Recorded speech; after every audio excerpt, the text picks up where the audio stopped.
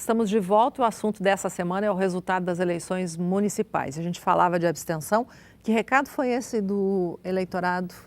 Alguém se arrisca? Eu acredito. Opa, perdão. O professor tem a bondade.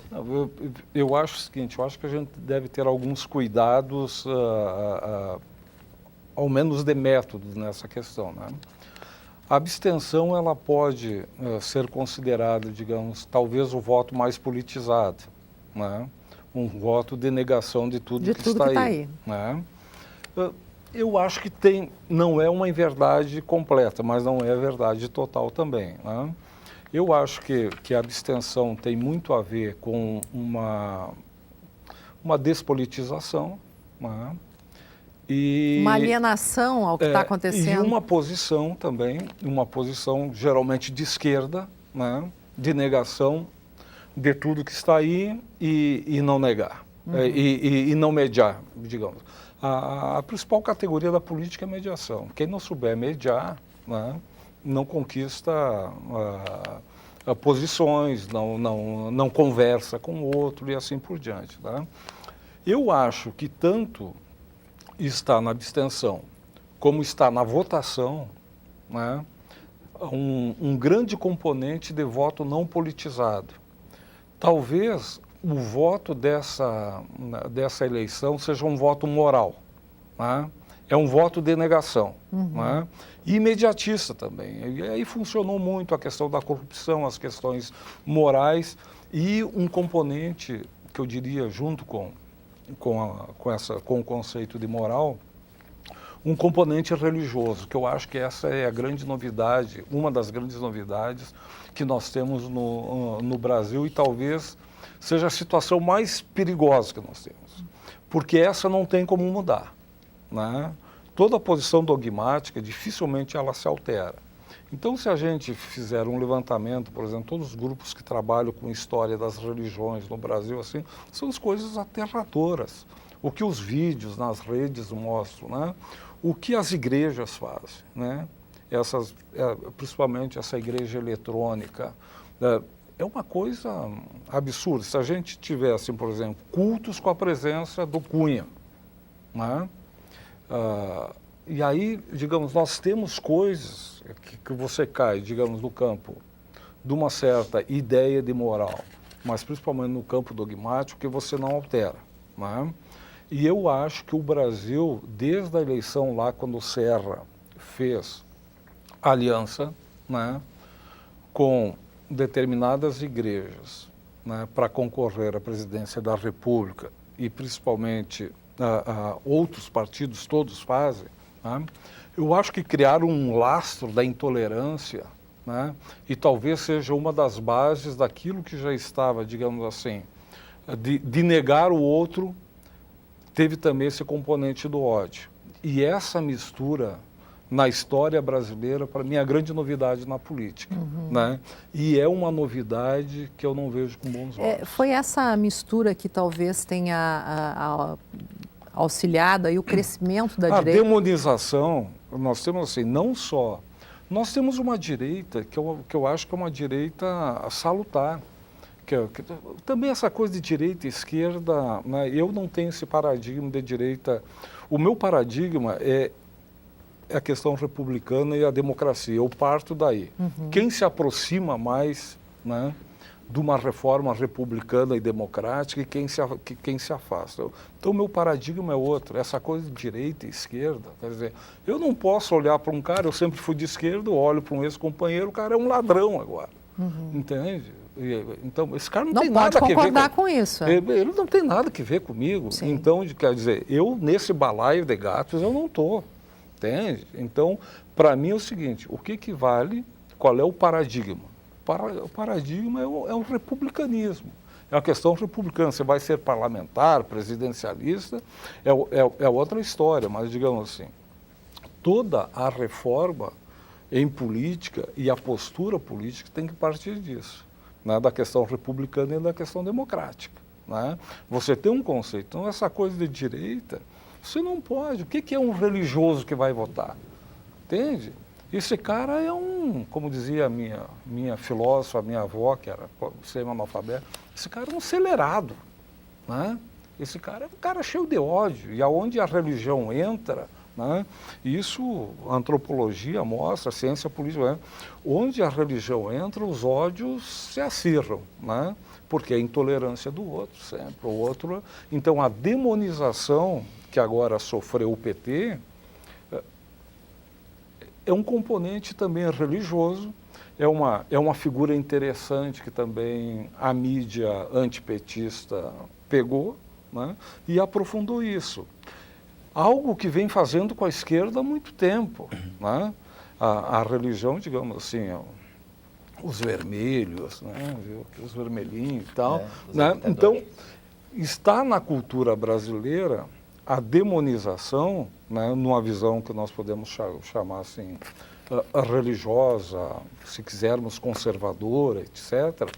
Mas é uma visão que a política, quando vai para isso, e o último estágio disso é quando a religião se transforma, seja ela qual for, em partido político. Né? Porque aí não interessa mais a política, não interessa mais a nação, não interessa mais o país. São aquelas normas, né? São as questões canônicas que as religiões têm. Sim. Né?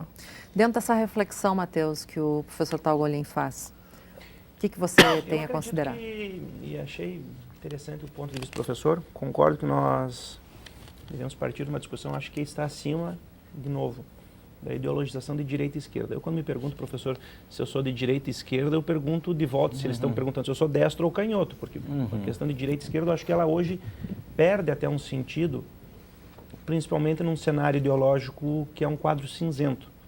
Eu acho que nós podemos considerar aí sim posições ideológicas e em todos os espectros da vida social conservadoras e progressistas. Pessoas conservadoras que são mais pragmáticas, pessoas progressistas que são mais abstratas. Eu acho que os dois espectros são importantíssimos. Nenhum dos lados pode se pressupor dono da verdade. E em determinados momentos da história, nós precisamos de comportamentos mais conservadores, em determinados momentos comportamentos mais progressistas. E, inclusive, até no automobilismo, ou mesmo no futebol, né, nós temos um Renato Portaluppi, por exemplo, mais progressista, um Celso Roth, mais conservador. E na política não é diferente, nós precisamos de comportamentos que mudem esse cenário. Porque aí a política, como a mediação que o próprio professor disse, acaba sendo possível. Do contrário, se nós partirmos do pressuposto de que determinados partidos possuem a verdade e são donos de um monopólio da verdade, fica impossível fazer essa mediação, porque o que tu acabas tendo é simplesmente a negação do lado que pensas diferente. E eu acho que para que haja essa mediação, para que haja esse acordo entre lados conservadores e progressistas, é muito importante que nós tenhamos mecanismos capazes de focar a discussão acima dessas divergências.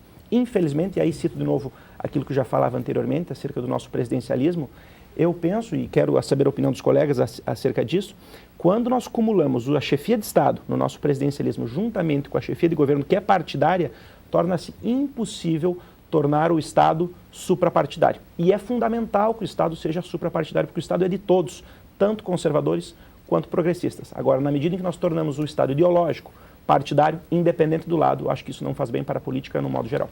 Agora, Perdão, o Matheus tocou uma coisa de suma importância. Tá? Projetos de governo não são projetos de partido. Aí que nós precisamos, independe de quantos partidos eu chamo para uma base de governo para realizar um governo. Eu não posso transformar esse projeto numa promoção pessoal partidária de um aglomerado de pessoas ou de uma pessoa apenas. Né? Mas essa é a intenção. Né? Numa reforma, tá? Nós temos o regime, temos o sistema, define sistema de governo. Agora tem outras coisas que não basta isso. Né? Que Estado nós queremos? Né? Esse Estado que está aí, dominado pelos partidos políticos nesse tipo de associativismo... Está provado, está provado que está ruim. Isso aí não funciona. Está ruim. Então, quando você vai discutir o Estado, você tem que dizer, olha, eu tenho uma tendência, eu admiro muito o Estado profissional, né? Mas para isso você tem que reconhecer os componentes do Estado, mais ou menos tipo o Estado alemão. Entende? O sujeito, ele faltou no caixa dele lá, né, 2 marcos, o cara tem sindicância em cima dele, tem que justificar. Né? Então, quem executa é o Estado, quem dá a linha pode ser uma composição de partido. Essa é a diferença. E aí nós temos que discutir coisas assim, por exemplo, porque para mim é uma excrescência, fundo partidário. Entende? Fundo partidário é uma excrescência. Para chegar a esse nível de quem decide é o Estado, as reformas são essenciais. Não, Como o número fazer de CCs, reforma? Professor, o fundo partidário foi utilizado para a criação de partidos políticos agora há pouco tempo. Chamados partido de aluguel. Um líder nacional foi perguntado como é que tu consegue... Quantas agora, escolas, quantos hospitais você cria com o fundo partidário? Você criou ontem um partido político onde já tem 15, 20 deputados federais, como é que tu fez isso? Simples, eu dividi o fundo partidário com eles. A verdade... Isso estão roubando o nosso dinheiro descaradamente embaixo do nosso nariz. Claro. Eu queria voltar aqui para a questão do número de pessoas que não votaram, que deixaram de votar. Pois não, né? Que as abstenções ultrapassou quem ganhou as eleições nas capitais. Né? Como o caso de Porto Alegre. Porto Alegre, São Paulo, né? No Rio de Janeiro, né? Isso demonstra a criminalização da política e dos partidos políticos no Brasil. Isso foi tirado pela grande mídia brasileira, que é inimigo do Estado Democrático e de Direito, que é inimigo das políticas públicas de inclusão social. Como assim criminalização, Neri? O que a Globo fez no Brasil e a Veja e essa grande mídia, né? Colocou que todos os partidos são corruptos, que todos os políticos são ladrão. E não é verdade. Em todos os partidos tu tem gente séria e tu também tem gente que não presta em todos os partidos. A forma como foi descriminalizado acabou criando uma resistência das pessoas em votar porque são todos corruptos, porque são tudo ladrão. E não é verdade. Por exemplo, eu não conhecia o VESP numa discussão política. Ele tem uma posição muito parecida do Brécio Pereira, que é do PSDB e que é contra a PEC da morte. E que chamou ele PEC da morte, a PEC 241. Para os nossos ouvintes, o que é a PEC da morte que você está falando? A 241, que agora no Senado Federal é a 55, né, que cria o teto, que não permite mais investimentos na área da saúde, na área da educação. Não, que não permite gastar mais acima da inflação. Não permite investimentos. O que tu tem... Não. O que diz a PEC? Não, o que diz a PEC é assim... voltar ao Congo. Não, para lá. Assim, ó. Não, assim, ó. Tá, qual é a sua versão, então, Neri? Depois a questão da criminalização. Depois nós podemos fazer um debate específico sobre a PEC, porque se usa de manipulação para mentir para a sociedade. Estão mentindo para a sociedade que nós não vamos, que vamos conseguir investir. Não se consegue investir mais. Por exemplo, o salário mínimo subiu 75% nos 13 anos do governo do PT. Com a política da PEC 241, não tem mais aumento real de salário, portanto, tu não vai ter mais investimento além do institucional para a área da saúde, tu não vai conseguir construir uma nova unidade de saúde em Passo Fundo, e que todas as unidades de saúde que foram construídas foi com política do governo federal, discutida nas conferências de saúde, VESP, nas conferências de educação, tu tem uma política nacional de inclusão social, não é da cabeça do prefeito, tem uma política que ela conjuga com todo o território nacional, entendeu? E a questão das grandes mobilizações do fora Dilma e fora os corruptos, né? Isso acabou também criando uma resistência, porque nós tínhamos milhões de cunhas, né? Se todos os milhões de cunhas fossem para a cadeia junto com ele, não tinha mais lugar. Nós tínhamos milhões do japonês da Federal, que também foi para a cadeia. Quer dizer, se criou uns símbolos que não se sustentaram por muito tempo. E esses mesmos ajudaram a acabar com a política no Brasil e a resistência da população. Eu quase concordei com ele, quase. Né, quando ele falou da criminalização. Só que eu acho que não foi uma criminalização feita por órgãos de imprensa ou por grupos. Tá? Foram atos verdadeiros criminosos. Criminosos que fazem parte ou que fizeram parte, inclusive do meu partido. Criminosos que fizeram parte ou fazem parte do PT. Mas que sempre teve. Que destruíram a Petrobras, por exemplo. Não, mas sempre teve, não é verdade destruir a Petrobras. A gente está falando de todos os partidos. Não é verdade. No nosso país. A Petrobras continua forte. Não, mas agora ela vai ter que passar um processo de reestruturação muito grande. Isso não é privatização, né? Não, reestruturação, eu falei. Ela não coloca palavras onde eu não disse. A reestruturação não é privatizar.